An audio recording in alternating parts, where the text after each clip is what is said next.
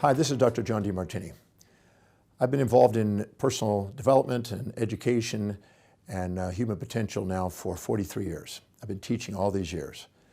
And of all the presentations that I've done, the most common topic that is essential for maximizing human awareness and potential is human values. Now, the study of human values is called axiology. So I'd like to develop that and then actually elaborate on the significance of human values as it relates to the 7 primary areas of life: our spiritual quest, our mind development, our vocational or career pathway, our financial freedom, our relationship, love and intimacy, our social influence and leadership, our physical health and well-being. All 7 areas I'd like to discuss and how human values impact them and how we can maximize our potential and power in those areas in our life and awaken our natural born leadership. First of all, that every human being lives by a set of priorities, a set of values that basically determine how their reality is. I'd like to draw that here in the form of a series of steps. I have 7 lines here that represent the 7 steps. At the highest level, I'm going to call that the highest value. I'll define it as HV, highest value. At the lowest, obviously, the lower value. Now, some people call values priorities. So I'm going to call that the highest priority, HP, and lower priority, LP. Some people like to use a different language. I sometimes use the word what's most important and least important in your life, or less important. So I'll put most important and less important. So we have a series of values, a set of priorities, and I'm going to call the entire thing the value structure or the hierarchy of values.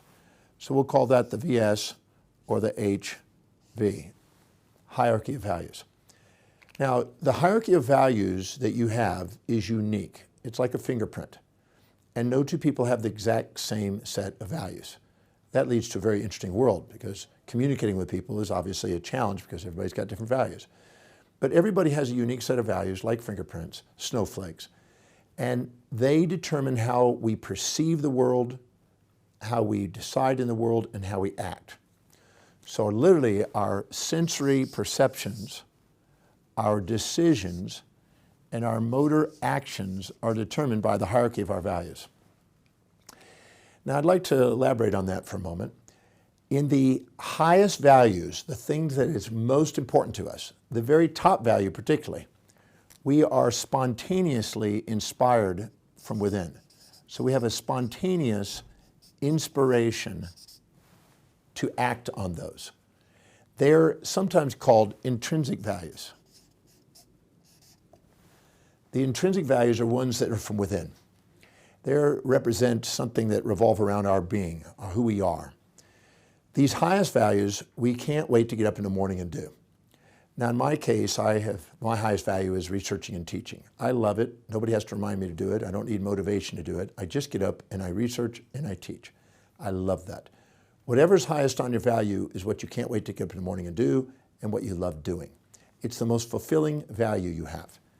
But as you go down in the set of values, you require greater degrees of motivation to get you to do them. They become more extrinsic values. That means you need some sort of outside incentive or some push outside you to get you to do it. That's like a young teenager. He'll love his video games and he can do that spontaneously all day. But if you ask him to do his homework or clean his room, you'll have to motivate him to do it. So everybody has a set of values. If your highest value is taking care of your children and you're dedicated to mothering, then you'll do that spontaneously, but you may not want to do other activities. If your highest value is entrepreneurship, you'll love going to work and building business, but you may not want to do house chores, things of this nature, or clean the garage. Whatever is highest on your value is what you're inspired from within to do. If you want an inspired life, it's important to know what your highest values are. Now, in the area of your highest values, you're disciplined, you're reliable, and you're focused in that area. And in your lower values, you procrastinate, hesitate, and frustrate in that area. So if you set a goal that is aligned with your highest values, you have the highest probability of achievement. If you set a goal that is align with your lower values, you have, again, lower probabilities of achievement. Knowing what your values are basically important for if you want to have great achievement in life and have great fulfillment in life. Now, your brain is a highest value seeking organ. Now, let me elaborate quickly on that. Your highest value is sometimes called, in the ancient Greeks, call it the telos, which means the end in mind, the thing that's most important. The telos was an Aristotle term that was used for the final cause or the ultimate objective for the human being. Napoleon Hill called it the chief aim. Now, that was so important even to the ancient Greeks that they made a whole study of it, and they call it teleology. Teleology. Now, teleology is a study of meaning and purpose. The study of meaning and purpose. So the most meaningful thing, the most purposeful thing, the most fulfilling thing, the most inspiring thing a human being can do is to know what their highest value is, orchestrate their life and organize their life around it, and live according to their highest priority or highest value. When they do, they have the greatest degree of fulfillment, as I said, and they also have the greatest level of achievement. So we increase the probability of our achievement, we increase our self-worth, our confidence and our belief in ourselves if we set goals that are there, aligned with our highest value. And if we go down the list of values and set goals where we procrastinate and hesitate and frustrate, we decrease the probability of achievement, we decrease their self-worth and our confidence and belief in ourselves. This one leads to leadership. We become a leader in this area, and this area we become more of a follower because we lose our confidence. Anytime you set a goal that is aligned with your lower values, you decrease the probability of having confidence. Again, your self-worth goes down. This is important. When our self-worth goes down and we're beating ourselves up, that's actually a feedback to let us know we're setting goals that aren't really ours. We're trying to live in somebody else's goals. This is crucial for mastering life, to know what's really important to us. So often we subordinate ourselves to others, put others on pedestals, make comparisons, think that somehow they have something we don't. We envy them, we try to imitate them, and we end up, in a sense, self-annihilating ourselves in the process, expecting ourselves to be somebody we're not. It's so important to, if we're a fish, to be a fish and not try to fly. If we do, we'll beat ourselves up and think there's something wrong with us as a fish. So we have to set goals that are really ours, not somebody else's. It's so important to do that. Now, in the area of our highest value, we also maximize our awareness and our potential. Now, how?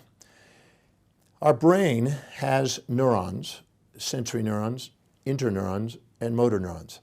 Those for perceiving, those for deciding and making decisions, and those that are acting. What's interesting is that the highest value, the telos, is what the brain is designed to help us fulfill. It's literally remodeling itself with neuroplasticity to help us live fulfilled lives, inspired lives, magnificent lives. So anytime we set a goal that's aligned with our highest values, we maximize brain function. And what's interesting is, if you take a woman who is a mother who has 3 children under the age 35, and the children are under age 5, and her highest value is her children, if she walks in a mall, she will spot things related to children, and she will see things. She'll have what is called a selective biased attention. And she could sleep through a freight train and wake up with the whimpering of a child on a monitor because of this attention selection. This selective biased attention makes you have a heightened awareness on anything that's associated with her values. So she'll have what is called attention surplus order. She'll have a high degree of order and awareness around things that are most important, her telos. She'll also have a selective biased retention or retention surplus order. That means she'll retain information that's related to her highest values. If you ask her where she got the new clothes for her children, she'll know exactly where to go again, and she'll do it. She'll remember it. And she'll also have an intention, a selective biased intention, and an intention surplus order. That means that she'll act, and you can rely on her. She'll be disciplined to go and get those things done. Whatever's highest on her value is where she'll excel. Now, her brain has glial cells, or our brains have glial cells. And these glial cells are remodeling, constantly remodeling the brain to maximize the fulfillment of the telos, the highest value. So anything we see in our world and make decisions and act in the world, any part of the brain that's used to maximize our highest value, the glial cells myelinate, bring nutrition to, neurogenically cause the nerves to grow. And anything that is low in our values, it does just the opposite. It demyelinates it, it causes the cells to die, and it prunes them away. Just like a tree that goes to light, if it reaches and has photosynthesis, it gets stronger, and the ones that don't and they're in the shade, they die out. The brain is no different than like a tree. In fact, they call dendrites in the brain like an arbor of a tree, same term. But in our lowest values, we have attention deficit disorder, retention deficit disorder, and intention deficit disorder. That's why children that are in classes and they are taking classes that's not inspiring to them, that they can't see related to their highest values, they're bored. They're wanting to distract and dissociate from it and get hyperactive. A lot of the ADD or ADHD symptoms are simply uninspired information at school. The presentation's uninspiring, the content's uninspiring. They don't see how it's fulfilling their values. You take the same child and put him in front of a video game at home that he's inspired by, and he can sit focused for 6 hours doing his video game. So every child has attention surplus disorder, in a sense, an attention deficit disorder, according to the hierarchy of their values. And since we're all children to somebody, we all have this in varying degrees. Now what's interesting is, if you set a goal that's aligned with the highest values, therefore you have greater order and organization in your life, which is healthy and helps you master your life. If you set goals that are low in your values, you have disorder and disorganization, which is, in a sense, chaos and helps you decay your life. This is in the direction of wellness. This is the direction of illness. And our identity revolves around our highest value, but we disown our lowest value.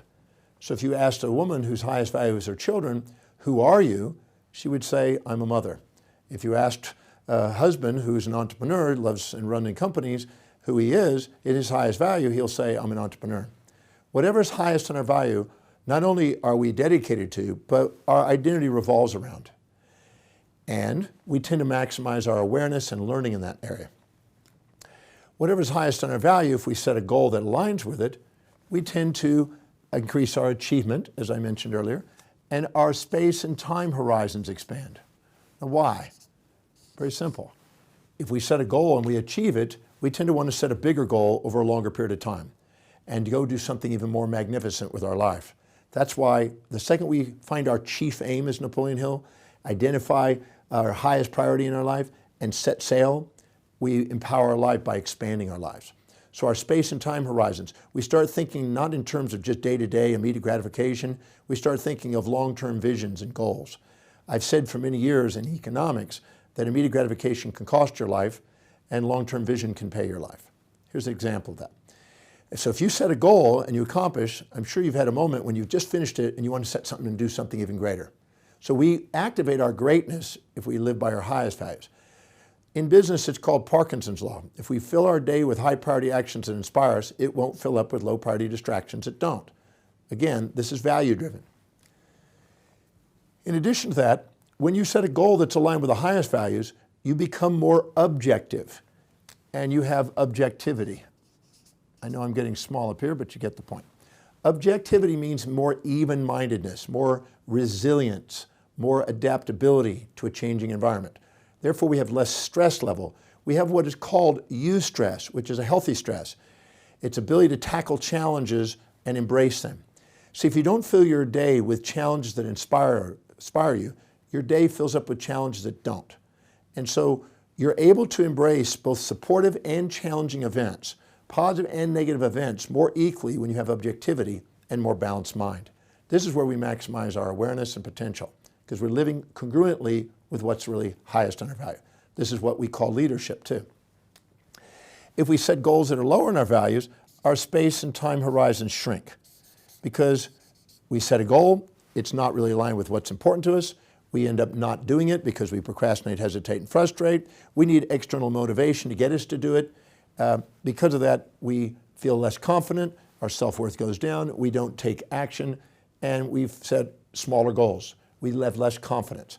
We shrink, and we probably end up at the shrink because we're not fulfilled in life. And we become more subjective and biased in our way of looking at things. So we start to distort our reality and start to twist things, you might say, and become more exaggerant. We've heard people say, I always this way or never this way, when instead of using relative terms like sometimes I'm nice, sometimes I'm mean, instead of I'm always mean, I'm always nice. So our language even gets polarized.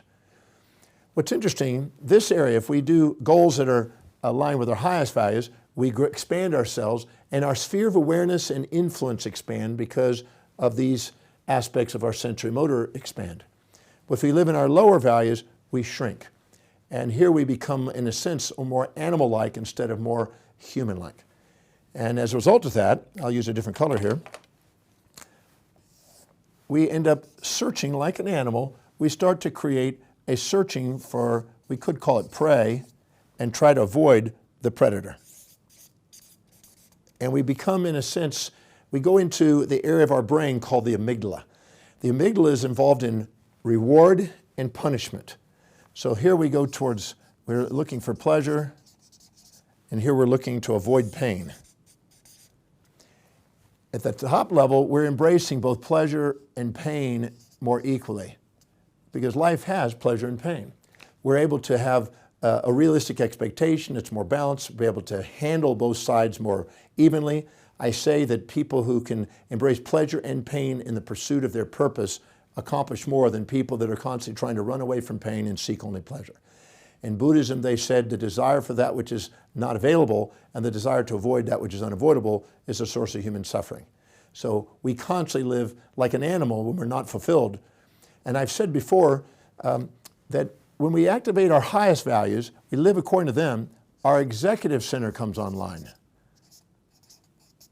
Our executive center is the most advanced part of the brain. It's called the telencephalon. And the medial prefrontal cortex, which is the far forefront of the brain, the very highest and most evolved part of the brain, comes online. And we actually see inspired visions. We want to do strategic planning. We execute those plans, and we have self-governance. And that area of the brain, when we live by our highest values, governs the amygdala down below, where we're into punishment reward and we're into the animal behavior, the impulsive behaviors, the instinctual behaviors. Those are basically ones when we're under stress and fight or flight mechanisms, etc. So when we live by our highest values, we become the executive and become a leader, and we go out and achieve greater things and expand our space and time horizons and do something amazing. We become master of our destiny, not victim of our history. When we don't, we get into that animal behavior, try to avoid pain, which is unavoidable, try to seek a pleasure hedonistically, which is unavailable, and search for things that are delusional and end up disempowering ourselves. And because of that disempowerment, we subordinate further to other people, thinking they've got something we don't, and down we go into a vicious cycle of disempowerment. Whenever we have a goal that's not aligned to our highest values, we end up automatically having internal anger and aggression, internal feelings of blame and betrayal, internal criticism and challenge, internal despair and depression, and internal desire to exit and escape our reality. When we do, we become disempowered. So it's so important to identify what's really valuable to you and set sail and become captain of your ship, master of your fate and destiny by setting goals that are truly yours, not somebody else's. Now, if we set a goal that is aligned with our highest values, therefore we become, in a sense, an inspired individual. And if we set goals that are in our lower values, we become quiet lives of desperation, as Thoreau said. It's so important not to subordinate to other people and try to live in other people's values. So too, it's also wise not to project our values, as most people do, onto other people and expect them to live in our values. Whenever we project our values onto others and expect them to live in our values, we'll have futility and we'll have the ABCDs of negativity I just mentioned towards them, not just ourselves. Or if we try to live in other people's values, we'll have the ABCDs of negativity towards ourselves, not others. And that's not how we empower our lives. Understanding that people live according to their values and every decision they make is based on their values, us and them, it allows us to have a maximizing human behavior. So if we basically sit there and we expect them to live in our values or us to live in their values, we automatically self-defeat and expect them. We end up with the ABCDs of negativity. So it's important to know what your values are. Know thyself. So let me just take a few moments to discuss a way to determine what your values are. And then from that point, after we've completed that, we'll go into looking at how those values apply to all 7 areas of your life to empowering all 7. Now that I've given you a brief introduction on values and the study of axiology, what I'd like to do now is give you an idea of how to determine your values. Now, I'm going to give you this module on value determination, but to assist you, in case you don't remember everything, you can go on my website, drdemartini.com, look on the left side of the menu, which is the value determination process. There's a little part of the menu that says that.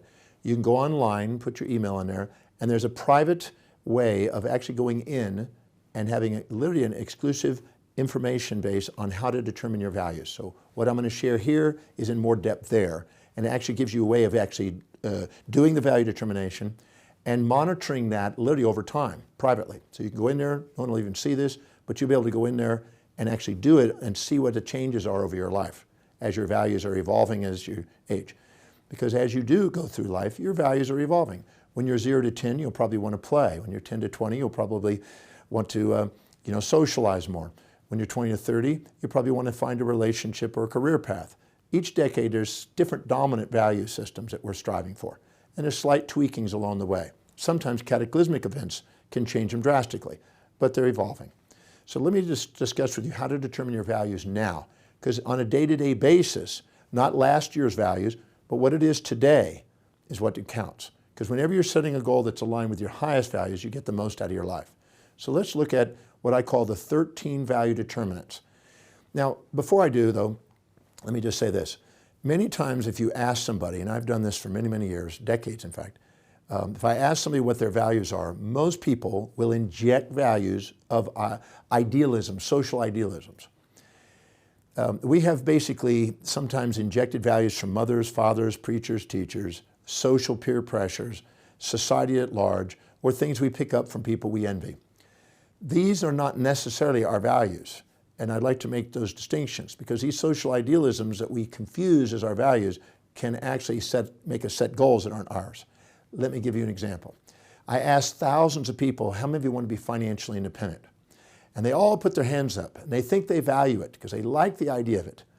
But their life demonstrates their values, and if their life doesn't demonstrate that they're actually taking their money and putting it into true assets that appreciate in value to build wealth, and they keep buying immediate gratifying consumer depreciable type of liabilities, then they really don't value wealth building and financial independence. They value the stuff that money buys. And they have to understand the distinction between true values and wealth building versus true values of just consumerism. So I'll make that clear as we go along, as I go through the different areas. But right now I'd like to go through the value application, the 13 value determinants. These are things that I've picked up and developed over the last few decades, and they really help people narrow it down. Because remember, your life demonstrates your values. Every decision you make is based on the values you hold, the hierarchy of values. That's why the hierarchy of your values dictates your destiny. So let's take a look at the 13 value determinants. The first one, and I'll call these the value determinants. The first one is how you fill your space. And I'm going to ask you, I'm going to go through it briefly. If you go online, you'll have more time to think about it. I'm just going to go through them in sequence here. But anything that's really, really, really, really valuable to you, you want to hold on to. And anything that's not, you want to discard. If somebody gives you something that has zero value, it goes to the trash, or maybe the attic or garage because you think, oh, I know somebody that might benefit from that. So it's just not something you want around you. In fact, some things are so devalued that you don't want them around you. It's like, ugh, get it away. But things that are extremely valuable to you, like proximal, you like to bring close to and hold on to and keep it within your reach or sight. So things that are really valuable, you like to keep around you. So if you look at your space, your personal space, you have an intimate space, a personal space, a social space, and a public space. But your personal space is where you keep most of the things that are valuable to you. If you really value it, it goes right into the intimate space. That could be your spouse or your partner. But the thing that's most valuable in that personal space is what I'm looking for. So if you were to come to my hotel, where I spend a lot of time at because I travel a lot, and you would see that I have on my desk a computer. You'd also see that I have a bag of books and research materials because I travel with lots of books and magazines. You'd also see I have travel bags. So if you look in my space, you would see just a normal hotel room, but you'd see those three things standing out. Now, if I look at those three items, what they really represent in my computer, and I'll put that here as number one, my bag of books and magazines, and my travel bags. Those are the three things that stand out in my personal space. But now I want to ask another step. What do they really represent, and what do they mean to me, these items? What do I really do with them? So my computer is primarily for researching and writing, so I have for the sake of teaching. So I look at what that computer really represents. Most of the time when I'm on that computer, I'm researching and gathering data, and I'm writing and organizing it, collating it, and I'm putting it to something I'm going to be teach, some program or some book or something I'm going to be using for teaching purposes. If I look at my bags of books, again, it's researching, writing for the sake of teaching. That material is for that same purpose. And if I look at my travel bags, guess what? It's really ready. While I travel, I'm going to teach. But while I'm doing the traveling, guess what? I'm researching and writing. You probably think I'm a little neurotic because I love doing that. But my highest value is researching, writing, and teaching. I love doing that, teaching particularly. That's where I spend most of my time, as I'm doing now. So if I look very carefully, my environment, my personal space shows what I value. It's not hard to see. Now, if your highest value is your children, you'd probably have children's toys places. You'd see pictures of your kids everywhere. You'd have your children running around, possibly. The room is set up for the children. Your life would revolve around that. If your social life is much most important, you probably find that in your social you'll have anything to do with things that relate to the people. So your life demonstrates your values, and how you fill your space is one of them. That's the first value determinant. So what you want to do is look at carefully and honestly in your personal space what's really there. What dominates that space and what does it represent? That's the first one. The second one is time. We find time, make time, and spend time on things that are really important to us. Now you're probably thinking, well, wait a minute now. I go to work 8 hours a day or 10 hours a day, and I don't always love my job. So how could you say that? Well, you wouldn't be going to work if it didn't represent something valuable to you. It may be financial security, it may be social interaction, it may be the idea that you have prestige from it, but you got to be honest with yourself. If you're there and you're spending that much time, you're there to fulfill some value. So what's its purpose?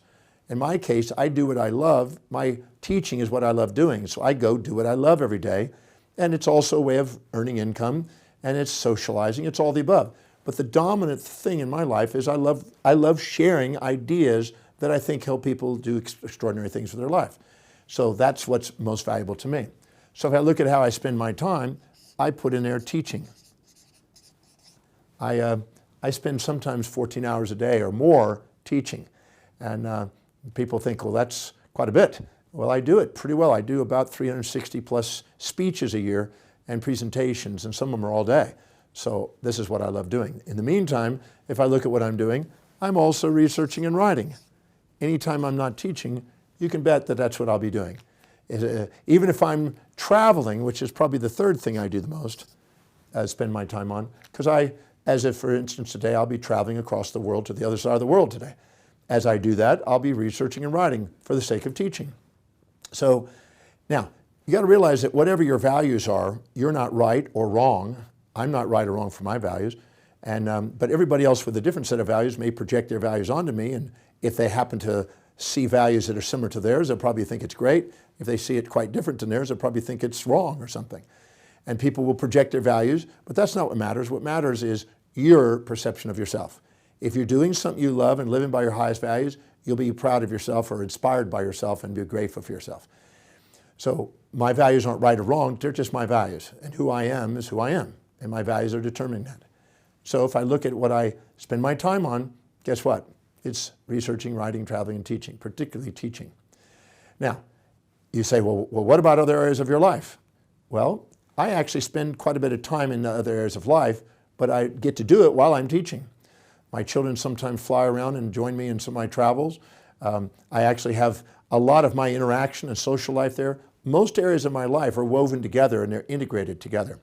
To me, that's the way to have your life. So you're doing what you love and you're fulfilling all areas. But in my case, researching, writing, traveling, and teaching really stand out. I love those things. Those are the things that I spend my life on. So you look at how you spend your time, and you'll see that a lot of the same answers will keep showing up. This is a good sign. That means there's congruency in your life. The third value determinant is energy. When you are doing something that is high on your values, it energizes you. I always have energy for doing a presentation and teaching. I find energy, and I work till late hours in the morning or early hours in the morning researching. I'm back up early in the morning. I love it. I can't wait to get up in the morning and do that. So whatever's highest on your value energizes you. And when you're doing things that are low on your values, it drains you. We've all been in a situation where we're doing something that's not inspiring to us, and we can feel the energy going down.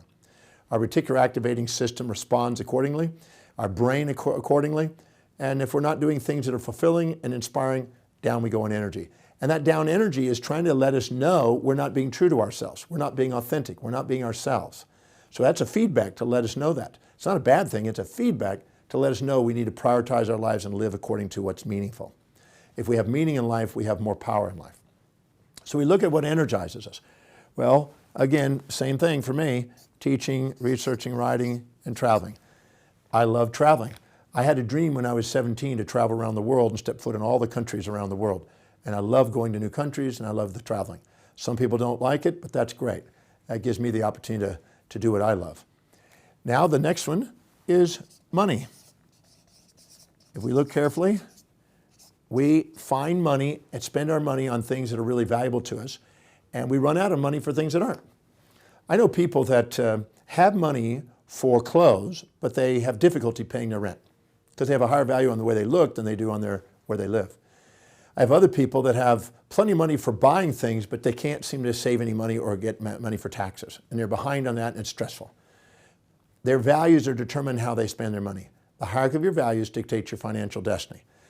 So you spend your money and find money for things that are valuable.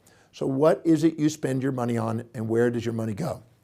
If you look carefully, it's not hard to see. You can probably guess from mine already, but how do you spend your money? That's what you want to ask. How do you actually spend your money? And if you spend most of your money on a house, well then the value of that house is what's valuing to you. You want it, and if you ask what does it represent and mean to you, it may represent security, or it may represent a way of at least making sure you have some equity and some sort of a resource for the future. And it may just be that you like ownership. You like to feel safe in ownership. Whatever that is, you want to write down what that means. And then what do you spend money second most on and third most on? In my case, I spend a lot of money on travel because I travel 500,000 miles a year. And I certainly have spent a lot on researching and teaching. I have thousands of books, thousands and thousands of books that I've accumulated over the years. And that takes money. So the fifth one is where are you most ordered and organized most? Where are you most organized and ordered? If you look carefully, it may be your workout schedule, it may be your social calendar, it may be your research, it may be managing your business or managing your finances. It may be your interaction with cooking, it may be the way you have your kitchen, maybe your clothes in your closet. But if you look carefully, everybody has some area of their life that's highly organized and ordered, and it's a reflection of their values. And areas that are lower on their values, you don't want to get around to, and that's where the chaos usually is. So look carefully at where you have order and organization. You can probably guess where mine is. I love researching. All of my data, all of my research is all organized on my computer. I know exactly where to go and get what I need. And it's ready for teaching. So it's all organized, ready to teach. My travel schedule, I have one of these travel schedules right here. Exactly where I'm going, when I'm going, how I'm going, it's set done. My days are all organized. So if I look carefully, where are you organized? That's what you want to find. Where are you most organized and ordered? Again, the same answers, if you're congruent, similar answers are going to keep showing up. Either in synonym form or similar form, you're going to keep getting similar answers. The next value determinant is actually where you're most disciplined, reliable, and focused. Where are you most disciplined? Where is it in your life that nobody has to remind you to do something? You just spontaneously do it. You do it not because somebody tells you you need to or have to or got to or should. You just do it because you love doing it. You can guess what mine is. I'm there researching. Every moment I have availability, I hit my computer and I get to work. I get online and I start researching, or I pull out my bag and I get into researching, ready for what I can share and who I want to share it with and who I get to teach. So look carefully at what it is that you have discipline, reliability, and focus. You can rely on me to be doing that. You know I'll be focused on it. You know I'm disciplined to do it. You have an area that same feeling is about. It may be the way you raise your kids. You're always reliable and disciplined and focused there. It may be being an entrepreneur. It may be social causes, maybe your spiritual rituals. It may be the way you manage your beauty every morning. But you got to look at where it is that's really highest on your values, what's really where you're disciplined most. The next value determinant is what you think about how you want your life, what you think about how you want your life that's showing evidence of coming true. I'm going to say all three of those components. What do you think about most about how you would love your life to be that's showing evidence of coming true? Don't write down what shows no evidence. Those are usually fantasies. But things that are showing evidence that you keep making actions on that you love your life to be. Since 17 years old, I've had a dream, and I think about, I want to travel the world and teach. My life demonstrates evidence of that coming true. Look at what you think about and bring about, not what you think about that doesn't come true. Those are fantasies. I'm interested in what are realities. What is it you think about most and bring about most? The next value determinant, number 8, is what do you visualize about how you want your life that shows evidence of coming true? What are you visualizing and seeing in your mind's eye, in your dream, about how you want your life? Not a fantasy. Fantasies are what you imagine, but there's no evidence. A reality, a dream is a reality that's actually coming true slowly but surely. It may not be fully realized, but it's at least being realized. So what are you visualizing about how you want your life that shows evidence coming true? It may be identical to what you're thinking about, or it may be slight variations, but it's wise to look at it because your right hemisphere is a little bit more visually oriented and your left hemisphere is a little bit more auditory oriented, and I'm looking at how you think. Visualize. And next, number 9, is what do you internally dialogue? Your internal affirmation or internal dialogue, your auto-suggestion or self-talk. What exactly are you saying to yourself about how you want your life that, again, shows evidence coming true? I've had in my mind for many, many decades that I'm an international professional speaker traveling the world to speak. I'm a master persistence. I do whatever it takes. I do what I love what I do, which is teaching. Those are what's internally in my dialogue. That's what's coming out in my reality. If there's no evidence of it, don't write it down. But if there is evidence of it, write it down. And make sure you have 3 answers for each of these. You want a total of 39 for the 13 value determinants I'll be doing. 3 answers for each. And don't think you can't answer them. Just look. Many times people have difficulty writing the answer down because they're comparing what's inside them to what they think it should be. Those social idealisms I mentioned. And you're afraid to write down what it is because you think, oh, it's not what it should be. And then you'll judge yourself and then you'll be afraid to write it. Don't write down what it should be or what you think it ought to be from other people. Write down what your life demonstrates. Your life is demonstrating your values. So after you've written that one, we go to the 10th one. And that is, what is your external dialogue or your external conversation? When you're in social settings, you'll see that people will come up to you and say, how's your children? How's your investments? How's your workout? How's your business doing? People will typically want to initiate conversations around things that they value most. What do you want to talk about most, and what do you keep wanting to bring the conversation to? And if you get to talk about it, you'll go all night on it. And it wakes you up and you're invigorated by it. That's a sign that it's high in your values. So what do you want to converse about most? And if you're actually listening to people talk about it, you get engaged and you participate. You really get engaged in conversations that are about your highest value. So take a look at what those are, the 3 things you love conversing about most. Again, the same answers are going to repeat, keep showing up. That's a good sign. That means you have some congruency. Number 11 is what inspires you most. What inspires you most in your life? And what's common to the people who inspire you? If I look at what inspires me, it's going and digging into the research and finding some new morsel, some new gem of wisdom that I had never understood before. It's put a piece. I like to see this whole universe as like a puzzle, and every time I get another piece of the puzzle, it's inspiring. And then thinking of who I can share that with, that could benefit from that, and wanting to share that with new groups of people. And I also get inspired by reading the biographies about extraordinary people that have overcome amazing odds. And particularly people that have done it in the area of the education field, philosophers, Nobel Prize winners, etc. So all of that is a sign that I love, obviously, learning and teaching. So what is it that you're inspired by, and who are the people that inspire you? If you look carefully, if you're a singer, an opera singer, you may be inspired by other great opera singers. If you're possibly a banker, you might be interested in studying all the lives of the great bankers. Whatever it is that's inspiring to you, you'll see that you like watching and observing greatness in that area, and you'll also like to be fulfilling that area. But look at what inspires you, the 3 answers to that. Number 12 is, what is it that you have as goals, the 3 most persistent and consistent goals that you have been focusing on that you show evidence of coming true. Not goals that don't show evidence, because those are fantasies, but goals that have evidence of coming true. In my case, I had a dream to travel the world and to teach. That goal is coming true. I also had a dream of becoming financially independent. That goal is now true. I also had a dream to be able to research and write a certain volume of material, and that's coming true. So look carefully about what it is that you have as goals that keep persisting in and consistently going after, that shows gradual evidence coming true. Maybe it's not complete.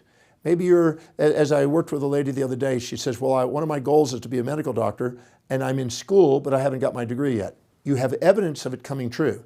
It may not be complete, but it's evidence. That's what you're looking for. That means you're taking action. Because remember, you're inspired from within to take action on your highest values, and you procrastinate on things that don't. So if you see no evidence of it, it's a sign of low value. And number 13, and this is, what do you want to study? What do you want to read about? What do you want to learn? What do you listen to most? So if you look carefully, in our highest values, we love learning. We're like a sponge. Even children, they don't have a learning problem many times. I've never seen a child that didn't love learning. They just don't love learning some of the things in school. They don't see how it's going to be related to their lives. And a teacher that doesn't know how to communicate in a way where they get that connection, then they're going to have challenging as a teacher and as a student. But everybody loves to learn somewhere. It may be visually or auditorily or kinesthetically or other ways, but they love learning. So where do you love learning most? And when you go to the bookstore, what do you beehive to go and study it? What book do you buy? Or if you go online, what do you keep wanting to look for? Or if you read the newspaper, what section do you go to? Look at what you love spontaneously to learn. This is another indication of your values. See, values aren't idealisms that are basically people saying, well, I want to be in truth, or I want to be integrity, or whatever. What really is valuable is what you value. What are you trying to fulfill in your life? And when you live congruently that way, you have integrity. Integrity is not the goal. Integrity is the byproduct of living congruently. And that's when you're truthful to yourself, when you know what that is and live accordingly. Now, once we've established these 39 different values that are repeated all through there, you'll find that they're repeated, and you'll find that the one that shows up most frequently out of all the list is the highest value. Second most frequently is the lowest, or the second highest value. Third, the third. So what you do is you go to the first one, and you go through and you count up how many times that shows up. So let's just say researching and writing, and there's researching and writing, researching and writing, research and writing. And let's just say we cross them out and count them up as we go down the line. And we find out that it's that many times. 1, 2, 3, 4, 5, 6, 7, 8, 9, 10, 11, 12. We total at the top one, the first one. And then we go to the next area, and that is basically traveling, for instance. And we find out how many times traveling shows up. So we cross those out again and then travel. And we may come up on that list. And we do 1, 2, 3, 4, 5, 6, 7. Let's say that comes out 9 times. And then we look at teaching. And we go, that's teaching. Teaching, teaching, teaching, teaching, teaching, teaching, teaching, teaching, teaching, teaching, teaching, teaching, teaching. And we may end up with 15 times on that one. And the remainder may be, in this case, wealth building, like in my case, maybe wealth building. So that may be wealth building 4 times. Teaching is number 15. Researching and writing is 12 times. And traveling is 7 times. And if we look carefully, that should be 17 and 11. I think I may have missed one here. Let's see here. I think this one, the researching and writing, I think has 13 actually. Yeah. So if I look very carefully, teaching shows up the highest priority, researching and writing is second highest priority, traveling is third, and wealth building is number 4 for me. If I look underneath that, if I was to extend that to 4, I would probably have in there family and social, and it would go down to other areas of life. There's no right or wrong about it, it's just what it is. And you have to face the truth about your life because you're living it. And trying to compare yourself to others is foolish, but trying to be honest with who you are. We're not here to compare ourselves to others and live in the shadows of others. We're here to be honest with ourselves and live according to our own values, with our own priorities and our own goals. So that gives you an idea on how to determine your values. Again, if you go online, a much more extensive view of this is on my website, drdemartini.com, under value determination on the menu. Please take the time to do that. Fill it in, take the time, be conscious of it, and go back and compare it over time to see how your life is evolving. And you'll see why you make decisions that you do, because your life is based on your values. So our first little introduction on axiology and values led to us determining values, and now we're going to be looking at how does the values apply to mastering and empowering all 7 areas of life. I call that the value applications.